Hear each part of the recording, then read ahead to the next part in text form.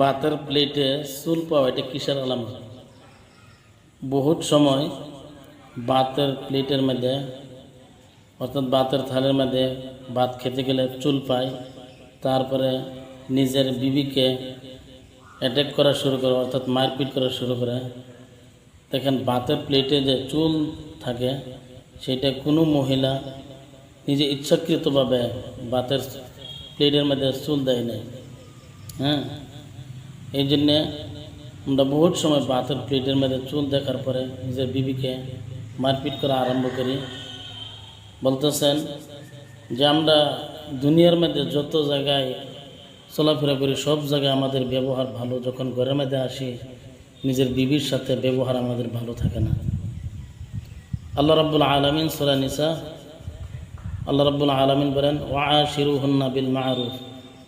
আল্লাহ রাব্বুল আলামিন বলতেছেন তোমাদের বিবির সাথে তোমরা ভালো ব্যবহার করো। আর আমরা যদি সাধারণ একটা ভাতের চুলের প্লেটের মধ্যে চুল পাই, আমরা বিবিকে অ্যাটাক করি, অর্থাৎ মারপিট আরম্ভ করি। আল্লাহ নবী সাল্লাল্লাহু আলাইহি সাল্লাম বলছেন যে ভাতের প্লেটে যদি চুল পাওয়া গেল এটা কিসের আলামত? বলতেছেন যদি কোনো মানুষ ঘরের মধ্যে খেতে বসছে ওই সময় যদি ভাতের প্লেটে চুল পাওয়া যায়, বলতেছেন আল্লাহ নবী সাল্লাল্লাহু আলাইহি সাল্লাম বলতেছেন যে ওই ব্যক্তির ভবিষ্যৎ আল্লাহর তরফ থেকে বরকত হওয়ার সম্ভাবনা আছে। সুবহানাল্লাহ। যেহেতু কোনো মহিলা ভাতের প্লেটে ভাতের থালে ইচ্ছাকৃতভাবে চুল দেয় না। যদি ভাতের প্লেটের মধ্যে চুল কোনো মানুষের পাইল, অর্থাৎ ওই সময় ভাবতে হবে যে আল্লাহ রাব্বুল আলামিনের তরফ থেকে তাদের উপর আল্লাহ রাব্বুল আলামিন রিজিক তাদের উপরও বর্ষিত করবে। সুবহানাল্লাহ।